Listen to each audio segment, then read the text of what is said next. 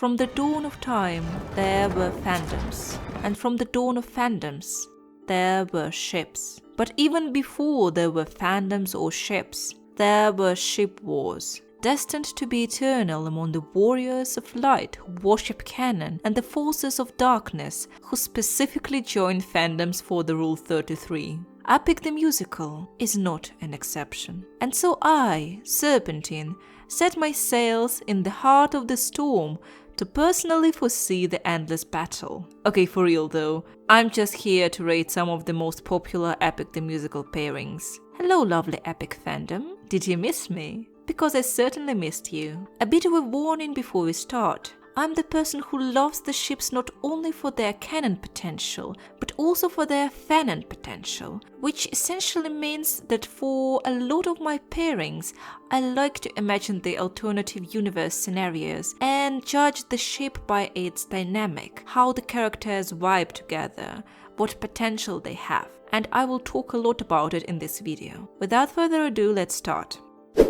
I bet it wasn't the ship that you thought would be included in this video, but here it is. I have always been fascinated by Siren Penelope and various interpretations that the beautiful artists of the epic fandom I see you my loves have created for her. On the surface, I suppose it's relatively simple. She's a mythological creature whose sole purpose is to lure sailors to their doom, and Odysseus is just an unlikely sailor who stumbled upon their nest. I think this ship in canon is definitely not something that is quite as interesting as some other ships out there, so it mainly relies on our interpretation of their relationship. What made me interested in this ship is probably all of the artists who did an outstanding job in creating Siren Penelope as her own separate being, and not just a copy of Penelope for Odysseus to fall for. I think that there is some beauty to them being pitted against each other, almost like some beasts who just fight to survive.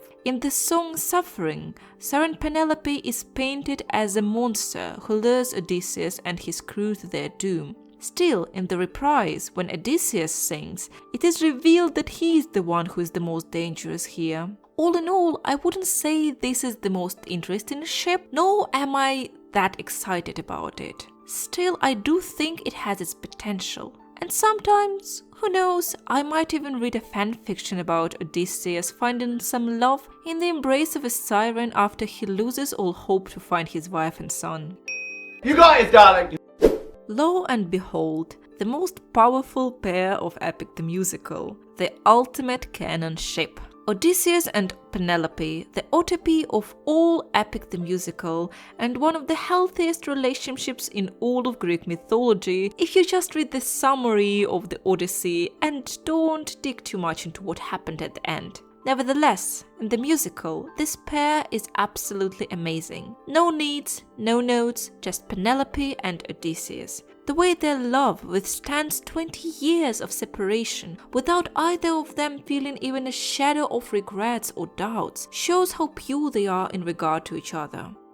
They are truly soulmates. They are both the light of each other's lives. Odysseus yearns for his wife. The thought of her drives him through all his hardships. The way they are finally reunited through this emotional scene of the two of them embracing each other and life returning into Odysseus' tired soul is peak cinema. Penelope is not just a passive observer, nor an object of Odysseus' desire. Jay made it clear that she is also an agent of her own life, and she is as active in her love for him as he is for her. And that is why I applaud Jay and his creative genius. Way too many relationships in various media suffer from one of the lovers being just a passive object of desire and not their own person. But Penelope, despite not being as present in the musical, proved to us, the viewers, that she is her own person who tries to protect her throne and her son while also never abandoning her love for her husband. I want love like theirs in my life, without the need to sail for 20 years, obviously. I love you, darling! Okay, this one is very weird. I will confess to you, I have not heard of it before I searched the ship in a wiki for inspiration and the ship names. So this is a bit of a crack ship territory for me, but you know what? I see the vision, I really do. Not so much in canon as in the warrior Penelope alternative universe. This relationship can be very intense, especially considering that Penelope is Spartan. She will not go down without a fight. I think she would be much more active in fighting Poseidon than her husband. She would not ask for him to find forgiveness in his heart and whatnot. She would go straight for his heart with her spear.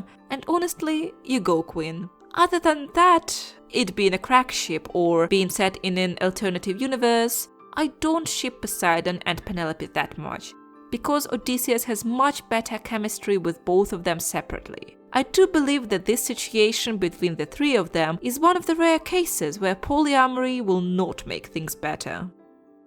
Okay.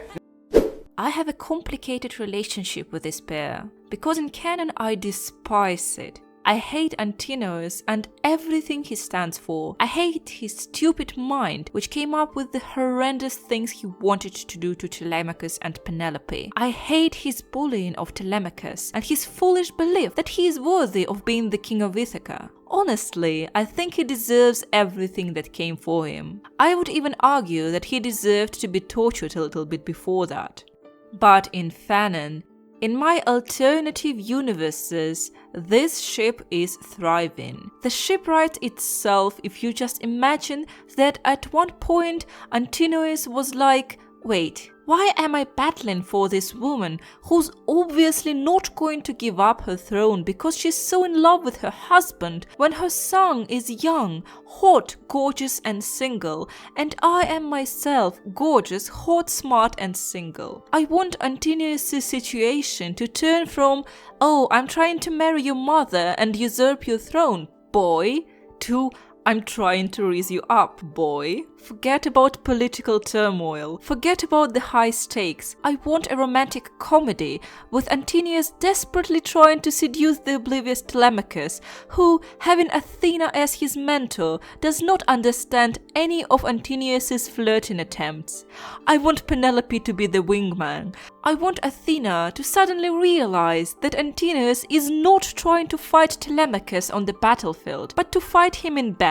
I want Odysseus to return home after his fight with Poseidon and realize that there is a wedding going on, and to see his son holding hands with some punk who is clearly not good enough for his little boy. I want the whole of Olympus to go down to prevent Odysseus from killing Antinous before the wedding, and then I want Odyssey transformed into a beautiful family sitcom. I want it so bad.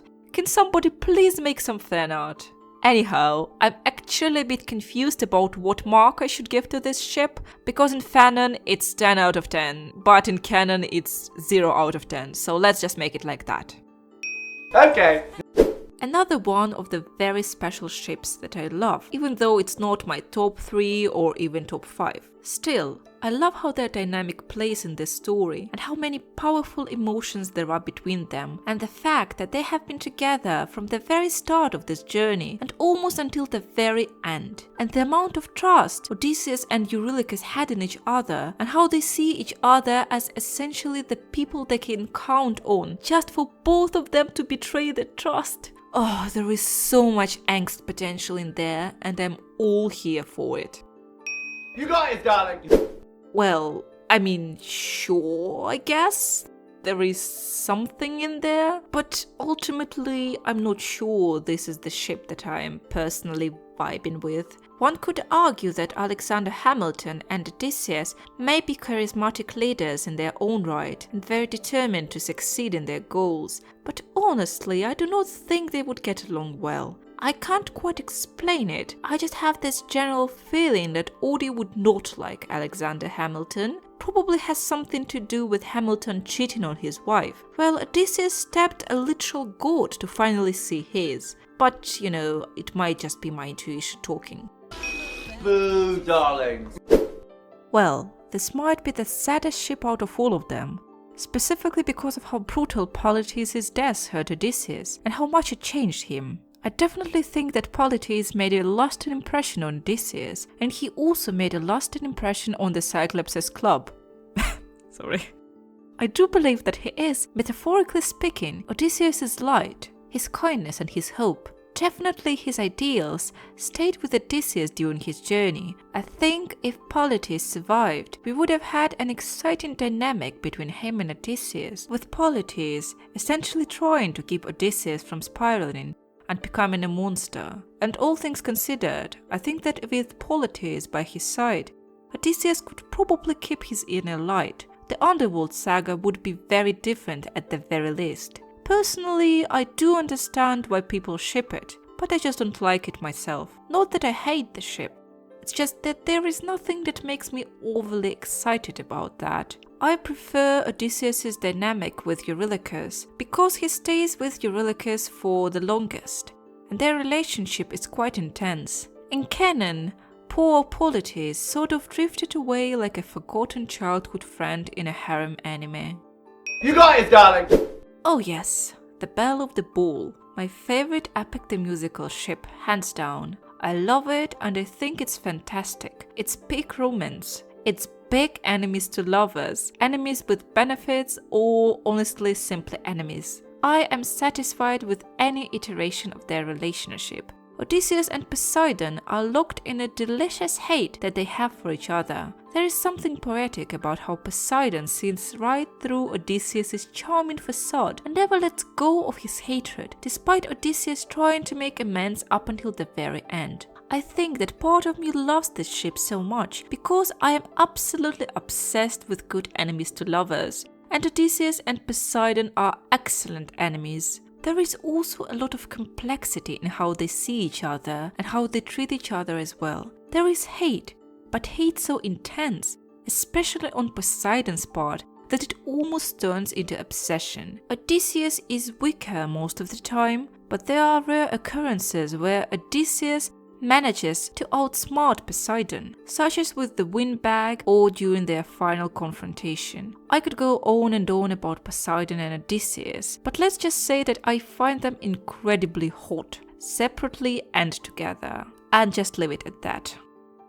I love you, darling! This one is a funny one for me, because it started as a meme. I think I saw the Thunder Rizzler animatic and was very amused by how Zeus's horniness is played out there. Then I saw some meme videos about Odysseus trying to seduce Zeus, Queenie, I see you, and essentially singing There Are Other Ways and Zeus falling for it, because Zeus is always horny. Then I saw some art by Annie Flammer, and I was lost forever from that moment. After that, I succumbed to this ship.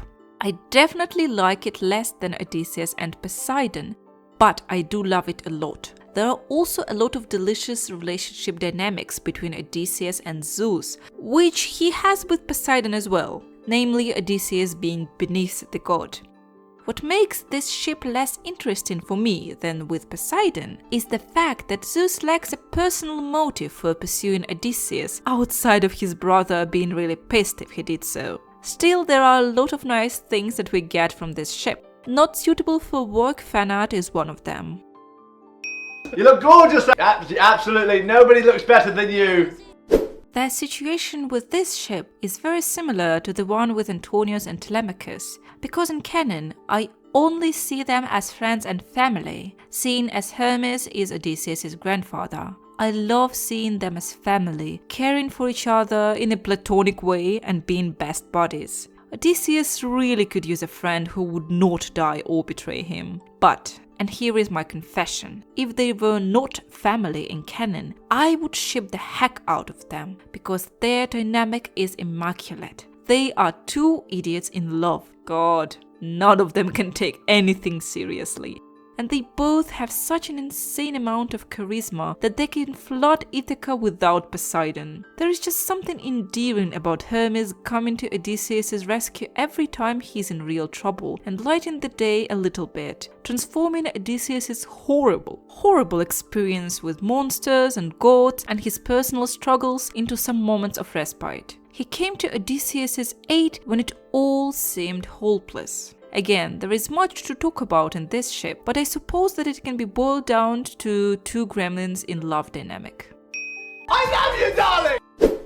I think this pair has a solid foundation, but the execution is not that great. The thing is, I do see where people are coming from. Since Odysseus and Athena are very close in the story, they share a meaningful dynamic between them, and she's one of the few of Odysseus' relationship that survived past his breaking point. All this being said, I have to confess that I do not like this ship that much, mostly because I see Odysseus and Athena as mentor and student. Period. Of course, it's not simply a mentor and a student dynamic, and they definitely share a powerful bond. Even though Athena's understanding of her relationship with Odysseus took a change for the better at the end of the story, when she finally realized that he was not a disappointment or just a student by her friend. Odysseus, nevertheless, remains very traumatized by his experience and most likely sees himself as a failure in Athena's eyes. That being said, of course, it is an excellent fuel for fanfiction, but not romantic,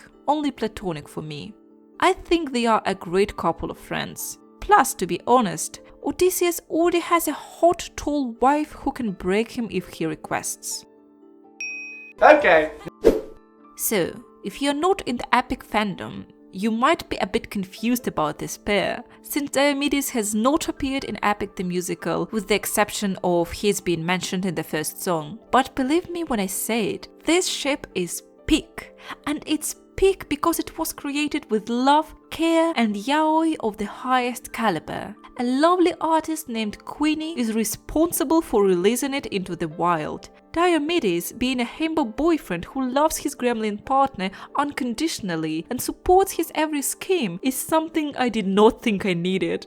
Still, now I know I cannot live without it. It is almost endearing to watch these meme videos and think, oh yeah, I do like this ship, but ironically. Then you understand that no, it's not ironic, you're actually too deep in that and you cannot turn back. Let me tell you that if the Trojan War like it is in Queenie's animatics, I would enlist in the army just to see those two idiots somehow win it. I love you, darling! Nope, not a chance. I will always hate this ship. Look, I'm not precisely a warrior of canon compliance. I advocate for alternative universes and fanworks being free to do as they like when it comes to the source material. Still, even so, I do not think there exists an interpretation of their relationships that would make their dynamic any sort of romantic. Calypso treats Odysseus like a favorite toy. She essentially made him into her perfect little doll that she can project her fantasy into. And if we go with the dark interpretation of his time on the island, there definitely was abuse of many kinds. It is simply unhealthy how Calypso launched onto Odysseus and just threw all of her hopes and dreams of romantic relationships onto him, when he clearly was not into her and loved his wife. He communicated that he loved his wife, but Calypso does not want him to leave and does not want to lose her control over him. I can't say that I don't understand where she comes from, seeing as she has been alone on this island and will be for all eternity. Understandably, she is ready to fight for any sort of companionship she can get. Still, it does not excuse her predatory behavior towards Odysseus. This pair is simply not meant to be. The only instance of this relationship that I can allow to exist is an alternative universe where Odysseus becomes her friend and helps her work through her loneliness without any sort of emotional manipulation going on between them. Boo, darling. So, I will admit it right now, I am a bit biased towards this ship because I think Odysseus's and Circe's dynamic is absolutely gorgeous and one of the best in the whole of Epic the Musical. And I swear to Zeus, if Penelope wasn't in the picture, Circe and Odysseus would be my favorite pair out of all of the musical. I just think they complete each other. They have very compatible personalities and their push and pull dynamic is so interesting to observe. I truly think in another life Odysseus could truly be happy with Circe and they could slowly transform their relationship first from enemies, then to rivals, then maybe to reluctant friends and then to even more reluctant lovers. I think it could would be an incredible story, and honestly, the Circe saga is one of my favorite albums out of the whole musical. Circe is a gorgeous, gorgeous woman, and Odysseus is a bit of a gremlin, but he has his moments. I think it would be very fun, and their dynamic would be definitely not as tender as his with Penelope, so it would be more spicy, and I'm all here for it. I love you, darling! That's all for today's video. Thank you for listening to me. Now I'm excited to listen to you. What do you think of the ships I mentioned in the video? Perhaps there are some you dislike or like more than I do. What is your one true pair in Epic? Please write so in the comments. And thank you so much for staying up until the end. I would be grateful if you could subscribe. Your support means everything to me. Well, I'll see you in the next video. Bye bye!